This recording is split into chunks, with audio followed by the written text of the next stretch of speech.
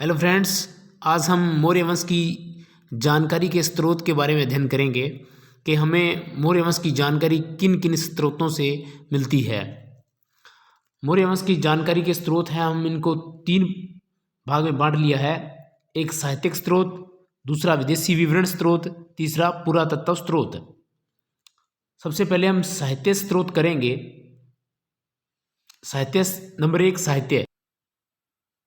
साहित्यिक स्रोत जिससे हमें मौर्य काल की जानकारी मिलती है, उनको पुनः हम तीन भागों में बांट सकते हैं। ब्राह्मण साहित्य, नंबर दो बौद्ध साहित्य, नंबर तीन जैन साहित्य। नंबर एक ब्राह्मण साहित्य, नंबर दो बौद्ध साहित्य, नंबर तीन जैन साहित्य। पहले हम ब्राह्मण साहित्य के बारे में अध्ययन करेंगे, उसके बाद बौद्ध साहित्य और जैन साहित्य के बारे में पढ़ेंगे। ब्राह्मण साहित्य में सबसे पहले कौटिल्य का अर्थशास्त्र आता है, जिसमें मौर्य वंश की जानकारी के बारे में और मौर्य प्रशासन के बारे में काफ़ी अच्छी जानकारी मिलती है। नंबर दो पे सोमदेवकृत कथा सरित सागर, सोमदेवकृत कथा सरित सागर। नंबर तीन क्षेमेंद्र की वृहत कथा मंजरी, क्षेमेंद्र की वृहत कथा मंजरी। नंबर चार पतंजलि का महाभाष्य, पतंजलि के महाभाष्य से भी मौर्य वंश की जानकारी मिलती है। नंबर पाँच विष्णु पुराण, विष्णु पुराण से भी जानकारी मिलती है। विशाख दत्त का मुद्रा राक्षस, विशाख दत्त का मुद्रा राक्षस। और नंबर सात है मुद्रा राक्षस का टीकाकार ढूंढीराज, 10वीं सदी का मुद्रा राक्षस का टीकाकार ढूंढीराज से अशोक के या मौर्य साम्राज्य के प्रशासन और उनके बारे में जानकारी मिलती है। विशाख दत्त का मुद्रा राक्षस, जिसमें सीजी मौर्य यानी कि चंद्रगुप्त मौर्य, हमने इसको शॉर्ट में लिख लिया, सीजी मौर्य द्वारा चाणक्य की सहायता से घनानंद को अपदस्थ करने का उल्लेख मुद्रा राक्षस से मिलता है। दूसरी से जानकारी, महत्वपूर्ण जानकारी ये मिलती है कि चंद्रगुप्त मौर्य की परिषद सभा का उल्लेख किया गया है। मुद्रा राक्षस, विशाख दत्त के मुद्रा राक्षस में चंद्रगुप्त मौर्य की परिषद सभा का उल्लेख किया गया है। नंबर दो आ गया बौद्ध साहित्य। बौद्ध साहित्य में नंबर एक महावंश, महाबोधि वंश, नंबर तीन दीपवंश, नंबर चार दिव्यावदान, नंबर पाँच दीर्घ निकाय। ऐसे ग्रंथ है जिससे हमें मौर्य प्रशासन के बारे में, मौर्य काल के बारे में जानकारियाँ मिलती है। एक बार फिर देखते हैं, बौद्ध साहित्य में पाँच है, महावंश, महाबोधि वंश, दीपवंश और दिव्यावदान, दीर्घ निकाय। हम इसे 2M3D से याद कर सकते हैं। 2M3D, 2M यानी कि M पहले M से बनाएंगे महावंश, दूसरे M से बनाएंगे महाबोधि वंश, और 3D से, पहले D से बनाएंगे दीपवंश, दूसरे D से दिव्यावदान, तीसरे D से दीर्घ निकाय। इस प्रकार हमें इसे याद कर सकते हैं। नंबर तीन आ गया जैन साहित्य। जैन साहित्य दो पार्ट है इसके, बद्रबाहु का कल्पसूत्र, जिससे हमें मौर्य काल की जानकारी मिलती है, और नंबर दो हेमचंद्र का परिशिष्ट पर्वन, परिशिष्ट पर्व या परिशिष्ट पर्वन, हेमचंद्र का परिशिष्ट पर्व, जिससे हमें मौर्य प्रशासन की जानकारी मिलती है। इस प्रकार हम इसे अध्ययन कर सकते हैं। मौर्य प्रशासन के जानकारी के बारे में साहित्यिक स्रोत हो गए हैं। नंबर दो हमारा था विदेशी विवरण। विदेशी विवरण में कुछ विदेशी यूनान से आए लेखकों का विवरण दिया गया है, उनके नाम हमें याद करने हैं। नंबर एक स्ट्रेबो, नंबर दो कर्टियस, नंबर तीन डियोडोरस, नंबर चार जस्टिन, नंबर पाँच नियार्कस, नंबर छः ओनेस सीक्रेटस, नंबर सात एरियन, नंबर आठ एरिस्टोबुलस, नंबर नौ प्लिनी, नंबर 10 प्लूटार्क। इसे हम एक शॉर्ट ट्रिक के माध्यम से भी याद कर सकते हैं। SKDJ नहीं चाहिए आप दोनों को, SKDJ नहीं चाहिए आप दोनों को, यहाँ पे लिखा SKDJ नहीं चाहिए, नहीं को नो से लिखा है।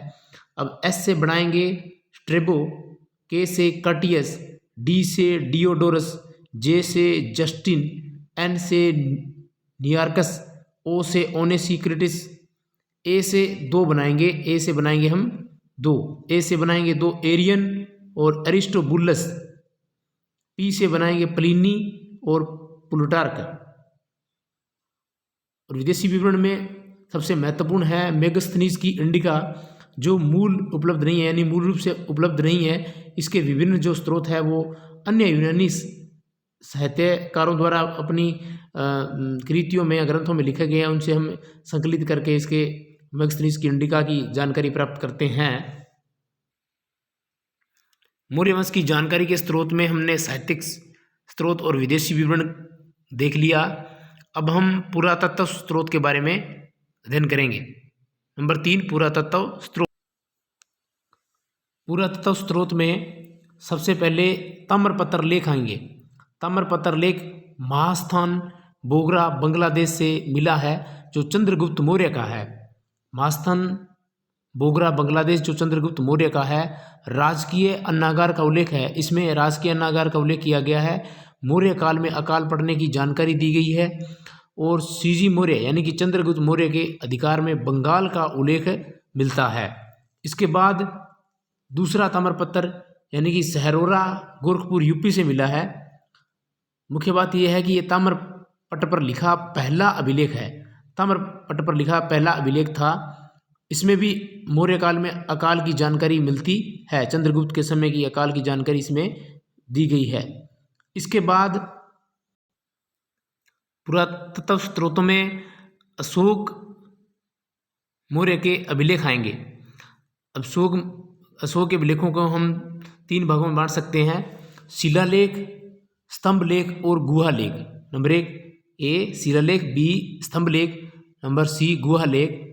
शिलालेख को हम पुनः 2 भागों में बांट सकते हैं: वृत्त शिलालेख, लघु शिलालेख।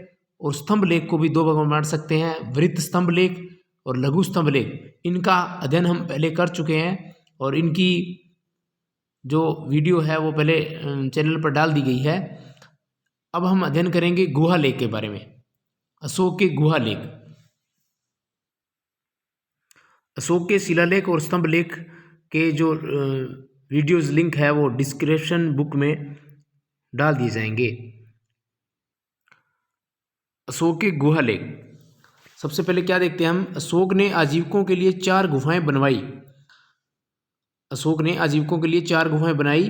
नंबर 1 कर्ण, नंबर 2 सुदामा, नंबर 3 चौपार, नंबर 4 विश्व झोंपड़ी। ये 4 गुफाओं के नाम हैं।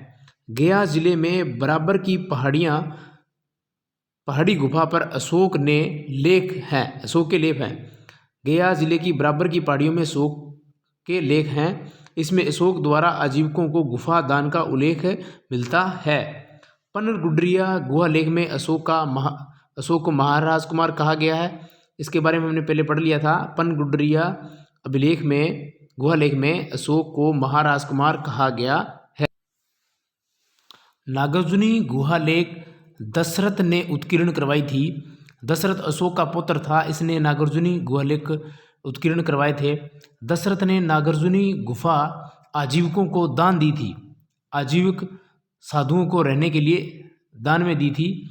अशोक के पुत्र ने 3 गुफाएं बनाई। अशोक का पुत्र जो दशरथ था, इसने 3 गुफाएं भी बनवाई थी आजीविकों के लिए: गोपी, वापी और पदथिक। गोपी, वापी, पदथिक, जिसमें गोपी गुफा काफ़ी प्रसिद्ध थी। नागार्जुनी पहाड़ियों के अंदर बनाई गई थी। ये नागार्जुनी पहाड़ियों में 3 गुफाएं बनवाई थी: गोपी, वापी, पदथिक। और गोपी जो गुफा है ये काफ़ी प्रसिद्ध थी। बराबर की पहाड़ियों में लोमस ऋषि की गुफा मौर्यकालीन है। जो बराबर की पहाड़ियाँ ये गया बिहार के अंदर है। यहाँ एक लोमस ऋषि की गुफा थी जो मौर्यकालीन थी। साथियों, आपका अपना चैनल दा प्रसाद विद्या प्रेम को सब्सक्राइब करें, लाइक करें, शेयर करें, कमेंट करें और बेल आइकन प्रेस करें। ज़्यादा से ज़्यादा सहयोग करें। मैं आपका अपना दा प्रसाद विद्या प्रेम। धन्यवाद।